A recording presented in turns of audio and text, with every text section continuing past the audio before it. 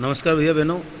आज हिंदी की पुस्तक पत्रकारिता वाली जो है हमारी अभिव्यक्ति और माध्यम से हम आज दूसरा पाठ शुरू किया था कल हमने, और पत्रकारिता के विविध आयाम, और आज उसमें हम आगे पढ़ेंगे। आज का जो विषय है वो है समाचार के प्रमुख तत्व। कल हमने पढ़ा था समाचार किसे कहते हैं, समाचार कौन सी घटना या कौन सी सूचना होती है, और पत्रकारिता क्या होती है। आज हम पढ़ेंगे समाचार के प्रमुख तत्व, अर्थात समाचार में वे कौन कौन से गुण होने चाहिए, या सूचना में वो कौन कौन से गुण होने चाहिए जिसके कारण उसको समाचार कहा जा सकता है।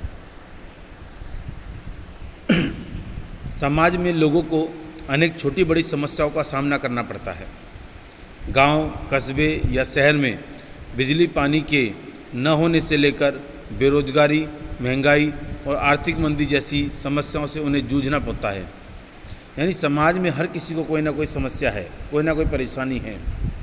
ये समस्याएं समाचार तब बनती हैं जब समाज के एक बड़े तबके का इससे सरोकार हो। यानी ये समस्या जब किसी बड़े स्तर पर मैक्सिमम लोगों को परेशान करती है तो ये समस्या सूचना समाचार बन जाती है।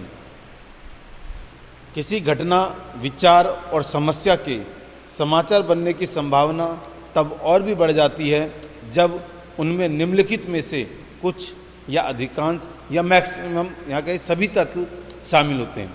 कहने का मतलब यह है कि किसी भी सूचना में जब निम्न जो तत्व हैं उनमें से कुछ या अधिकांश या सारे तत्व हों तभी वो सूचना समाचार बनती है। तो कौन कौन से तत्व हैं आइए जानते हैं। पहला है नवीनता, यानी कोई भी सूचना वो समाचार तब बनेगी जब उसमें नवीनता होगी। कोई भी घटना जितनी नई होगी इसीलिए वो न्यूज़ बन पाएगी। मतलब घटना जितनी नवीन अर्थात तत्काल हाल ही में घटित होती है उसके समाचार बनने की संभावनाएं उतनी ही बढ़ जाती हैं। कहने का मतलब ये है कि समाचार वही है जो ताज़ा घटना के बारे में जानकारी देता है। इसलिए किसी भी समाचार के लिए नवीनता उसका पहला तत्व है। दूसरा, निकटता। हर समाचार महत्व काफ़ी हद तक उसकी स्थानीय सत्ता से होता है, क्योंकि पाठक उस समाचार को पढ़ने में विशेष रुचि दिखाता है जो उनके पास का होता है। कहने वाला भी है कि अगर कोई घटना आपके ब्लॉक में या आपके शहर में घटी है तो आप उस घटना के बारे में जानकारी लेने के लिए ज़्यादा उत्सुक होंगे। इसलिए निकटता, यही कारण है कि पाठक अपने शहर और अपने आसपास के क्षेत्रों के अलावा अपने राज्य और देश के अंदर क्या हुआ यह जानने को विशेष रूप से उत्सुक रहता है।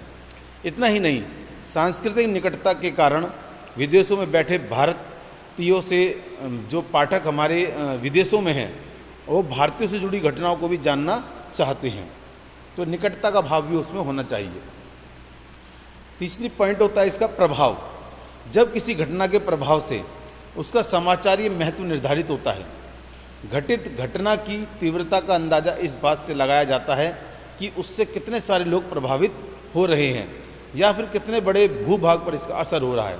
यानी कोई घटना घटती है तो उसका प्रभाव देखना पड़ता है कि उससे कितने लोग प्रभावित हो रहे हैं। मान लीजिए किसी ट्रेन का एक्सीडेंट होता है तो उस ट्रेन से एक्सीडेंट से कितने लोग प्रभावित होंगे। जो ट्रेनें चल रही हैं वो स्टॉप हो जाएंगी तो उसमें जाने वाले सभी यात्री प्रभावित होंगे।